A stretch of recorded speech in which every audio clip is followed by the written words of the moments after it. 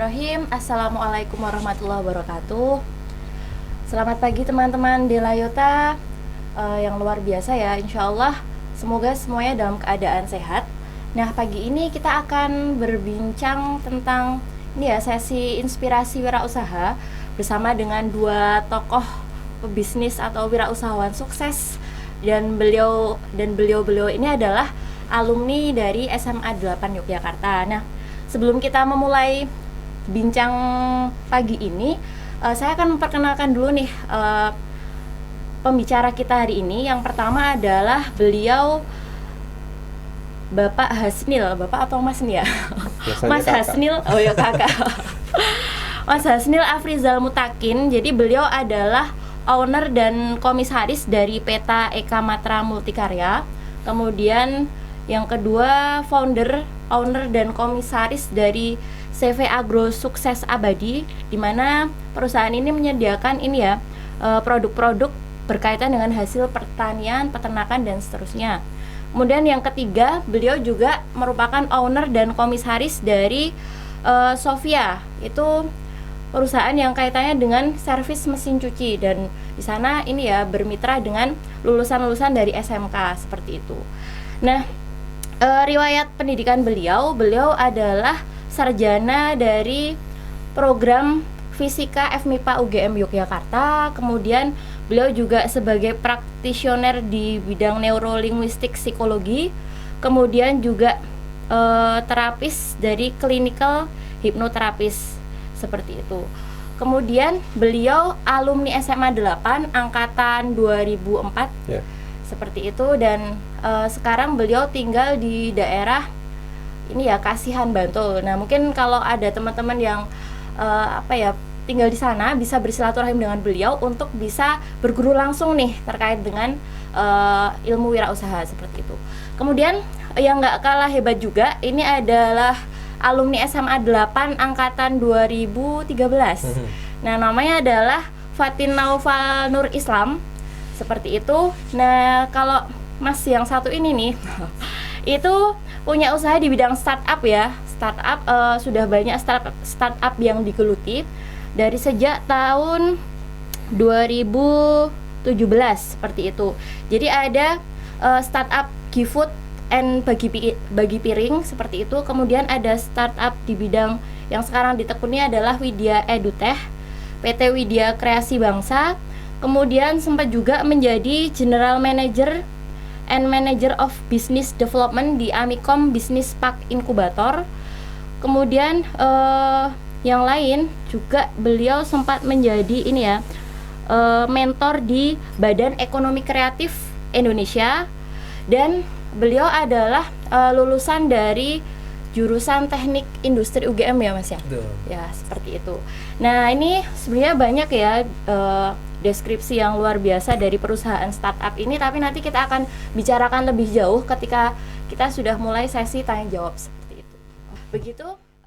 Nah, boleh nih Mas Hasnil sama Mas Noval ya cerita terkait dengan pengalaman bisnisnya.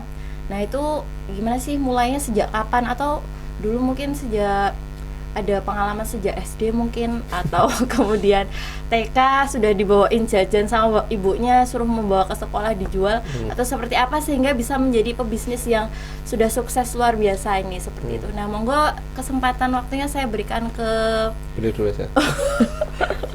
ke yang lebih sepuh dulu. Mas Hasnil, silakan. Masih muda ya. Masih muda. Nah, saya ini ya, sejak kecil sih sebenarnya tuh, kalau teman-teman yang lain kan biasanya anak lanang mesti perang-perangan ya.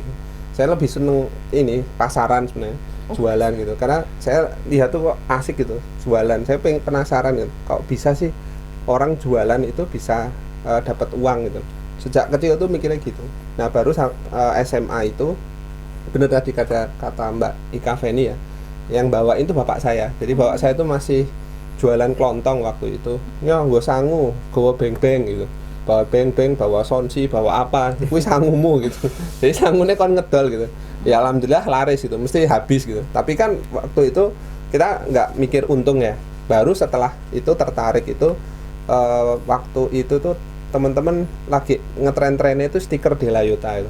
Oh, Nah, iya. kita bikin stiker gitu. Tak hitung-hitung, berarti ini oke tenan ya gitu. Karena jualan stiker itu mesti 1.000 Iya. jualnya.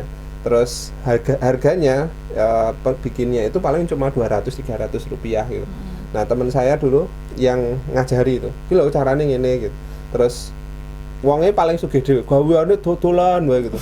Nah, sejak itu saya pengen nyoba bikin stiker. Nah, sayangnya waktu itu tuh harusnya Delayota itu jadi Dilayota itu. Salah ngetik gitu. Oh, Ya iya. sudahlah gitu.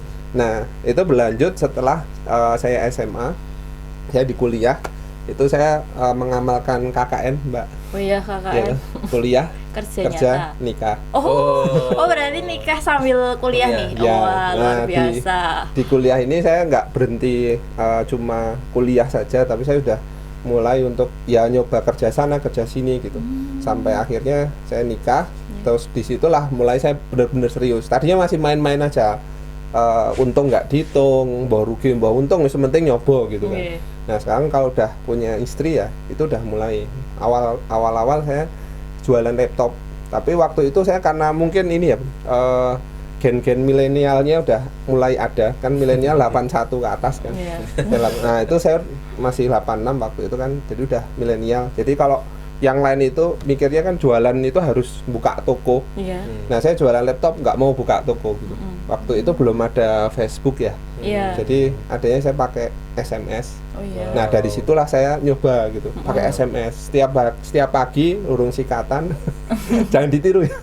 Ya sekarang udah Oh, udah iya. rajin. Iya. Dulu nggak rajin, anak muda lah gitu. Tapi belum sikatan, belum mandi gitu kan. Langsung di hadapan kerjaan di HP, saya update terus gitu. Karena dulu laptop itu sangat tergantung dengan harga dolar. Jadi setiap pagi harus kita update. Nah, pagi update, nanti siang udah ada orderan gitu.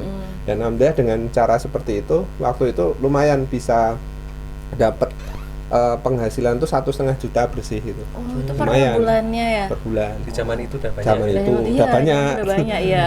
Waktu itu Beras berapa masih, ya? Oh, emas berapa? emas tuh masih harganya berapa ya? 300 ribuan, Mbak. Iya, Nasi goreng bayangin berapa Pak, aja. dulu? Gimana? Nasi goreng berapa dulu? Nasi goreng 5.000 3.000. Oh, iya. Itu perbandingan anak-anak kan. Oh, Ya, nasi goreng semono. sego goreng biyen semono kuwi. Iya. Nah, terus perjalanan waktu gitu panjang gitu. Kita saya yang awalnya dibuka klinik tadi, makanya nggak usah kaget ada kok hipnoterapis gitu. Iya, Kuya-kuya ini.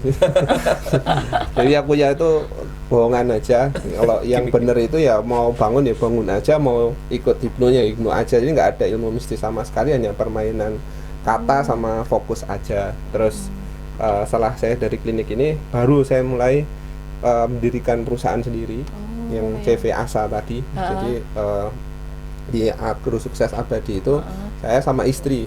Jadi kita kemana-mana tuh berdua aja gitu. Jadi rumah kedua tuh mobil gitu. Karena kita wis couple-planner gitu. Wah, Kan luar hari ya wis couple-plan, berdua iya. gitu. Nah, dari situ saya sampai sekarang ini gitu. Alhamdulillah. Gitu. Alhamdulillah. Hmm.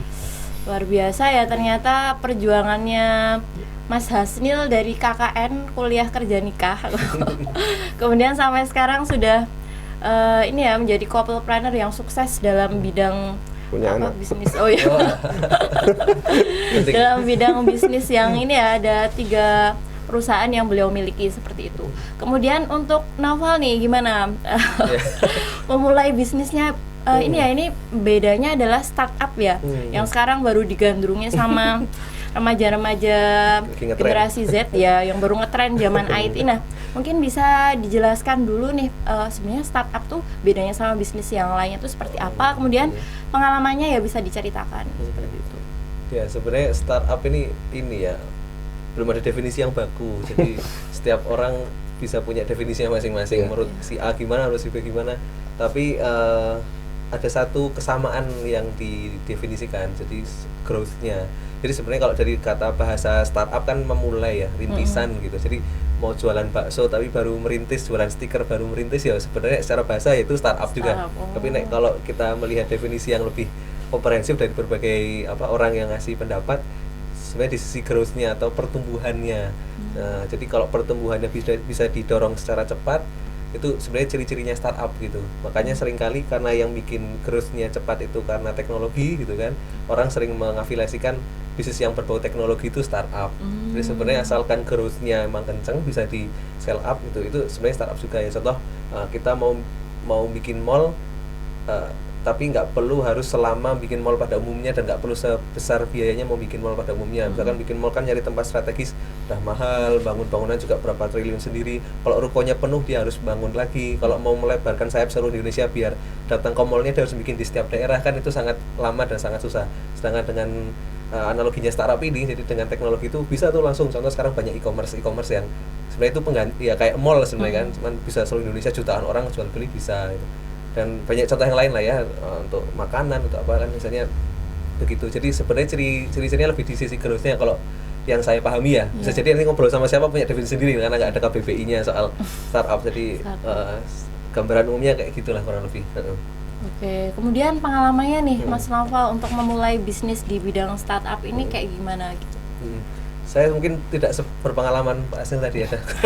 Dari kecil nabrak diculus jualan macam-macam gitu. Dulu itu sebenarnya malah saya nggak didukung sama orang tua untuk bisnis itu karena orang tua saya itu akademisi banget ya. Kebetulan bapak saya itu dosen, jadi nggak support dulu tuh awal-awal tuh ngapain gitu ya, bikin disuruhnya ya sekolah yang bener gitu kan.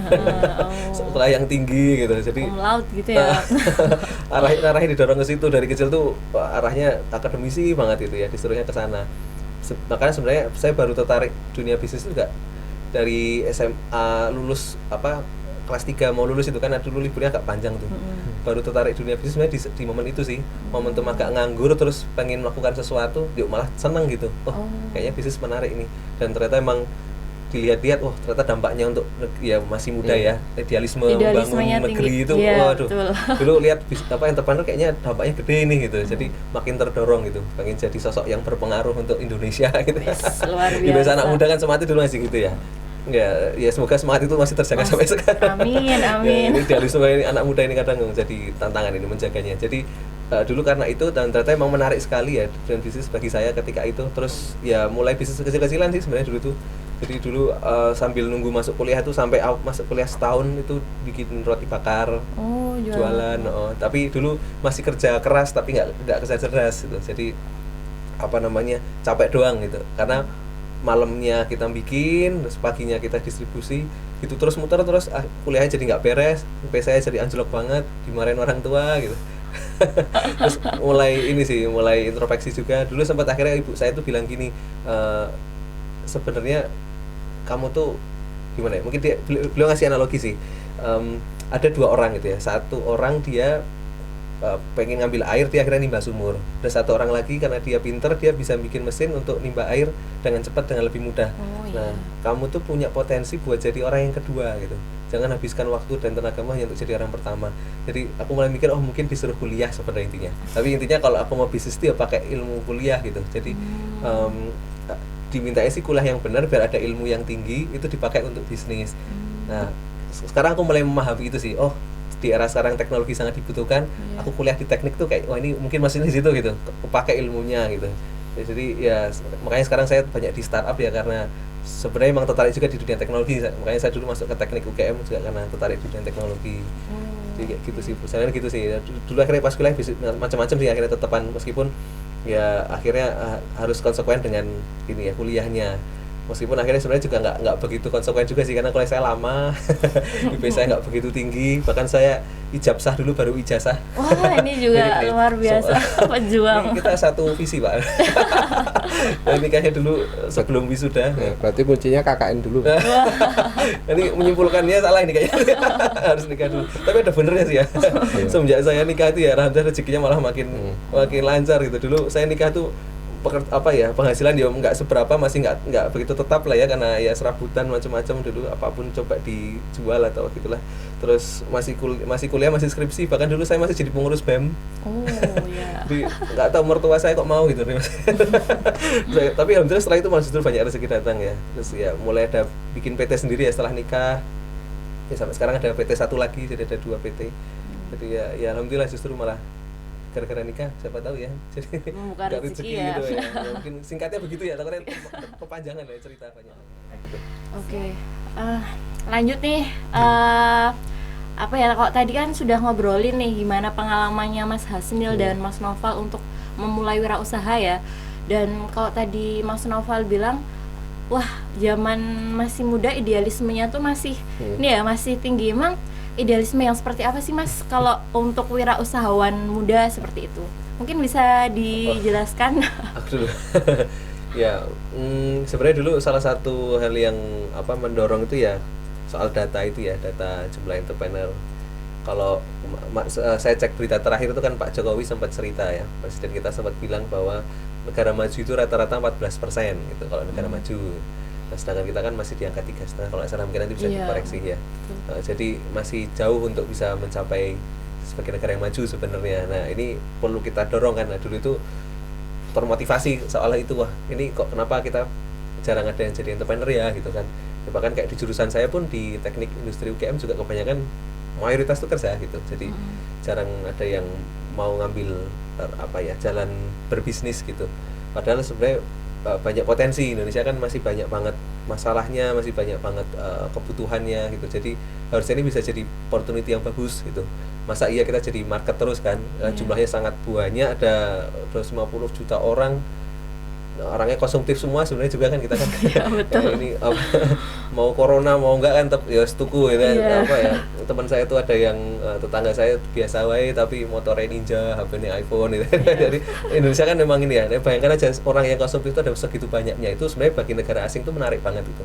Makanya banyak bisnis-bisnis masuk dari asing ke Indonesia ya karena melihat marketnya yang besar.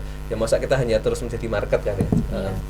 Jadi dulu saya harapannya sih dulu biar bisa jadi negara yang memproduksi gitu, tidak hanya sebagai market. Jadi motivasinya itu sih sebenarnya sih, dan masih ada banyak pengangguran gitu kan, apalagi gara-gara Covid juga sekarang banyak yang ter-PHK gitu. Jadi ternyata dari entrepreneurship ini bisa banyak memberikan impact gitu, dari meningkatkan ekonomi negara, terus kemudian tadi menambah lapangan pekerjaan, terus kemudian kita nggak melulu jadi konsumen gitu ya. Betul. Nah, ya banyak hal lah, kita punya banyak kekayaan alam tapi nggak terolah kan sayang sebenarnya, kita bisa mengolah itu semua gitu. Oke.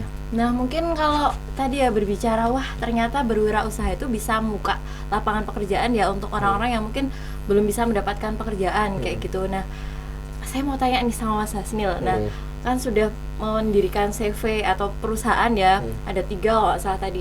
Sudah ada berapa orang yang terbuka lapangan pekerjaannya atau bisa nih ya join dengan perusahaan jenengan karena berwirausaha kemudian mendapat jalan untuk mencari rezeki seperti itu. Nah mungkin bisa disebutkan untuk CV-nya sudah bisa merekrut berapa karyawan, kemudian kalau CV yang ini yang ASA ya, yang ASA itu udah 25-an.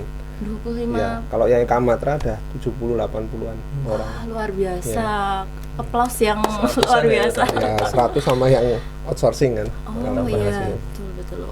Kalau untuk yang tadi ada satu perusahaan ya yang di bidang Sofia tadi, servis mesin cuci itu kan merekrut ini ya lulusan SMK ya.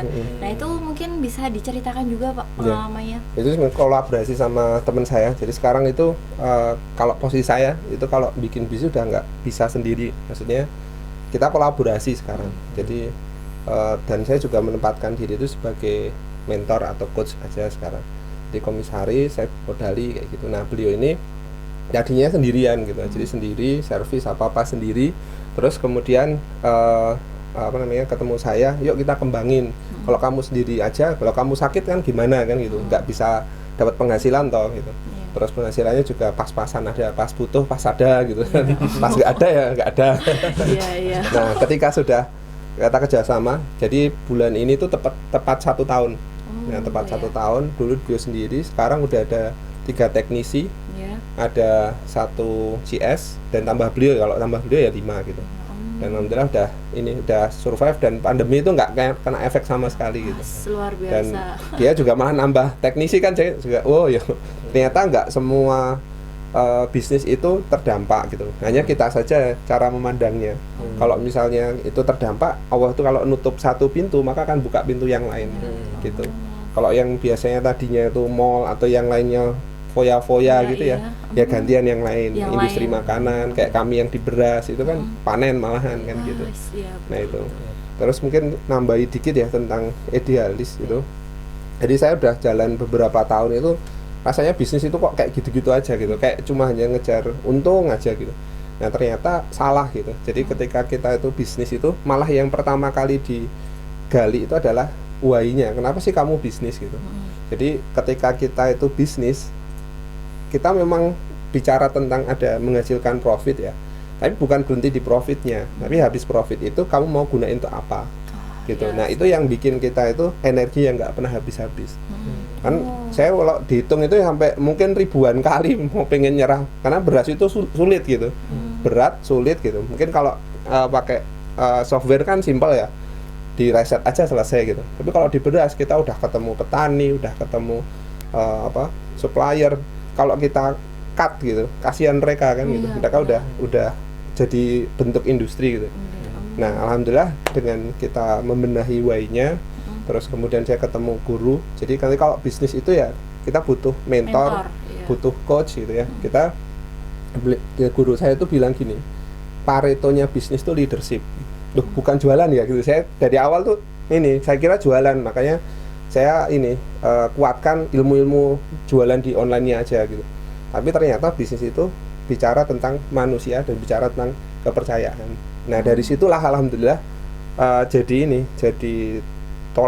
penolakan saya. Jadi saya itu udah ada perkembangan yang sangat signifikan dari situ. Jadi saya fokusnya ke ngembangin manusianya sekarang. Jadi bukan pada cuma sekedar jualan gitu. Malah kayak Noval ya. Mas Noval kan dia track recordnya BEM gitu. Teman-teman saya track recordnya ketua kami, ketua OSIS, ketua ini. Nah orang-orang yang leadershipnya bagus itulah punya potensi tinggi untuk bisa jadi entrepreneur. Jadi kalau saran saya ya, idealisnya seorang leader ya jangan surut gitu. Kalau itu surut apalagi yang follower kan gitu. Gitu. Baik. Kalau boleh nambah soal tadi dampak ya, tadi semangat banget tadi alasannya kenapa gitu yang bikin bisnis pun sebenarnya secara ekonomi itu kan dampaknya juga besar lah saya pikir ya. Maksudnya aku lihat kebanyakan saya lihat tuh masalah-masalah yang terjadi di masyarakat tuh salah satu faktor utama yang menyebabkan itu faktor ekonomi gitu. Ada kriminalitas, kemudian pendidikan yang nggak baik, bahkan mungkin nutrisi kebutuhannya mungkin jadinya banyak stunting dan sebagainya kan awal mulanya karena ekonomi sebenarnya. Jadi meskipun dia kok diruntuh lagi banyak banget ya akarnya, tapi ekonomi jadi satu peran yang punya peran vital lah ya di situ. Jadi dengan kita berwirausaha ini gitu ya dan kita punya alasan kuat kenapa tadi kalau kata Pak Hasil bilang itu dampaknya bisa sampai sana-sana gitu, membantu mereka untuk dapat pendidikan lebih bagus, nutrisi yang lebih bagus dan sebagainya lah gitu.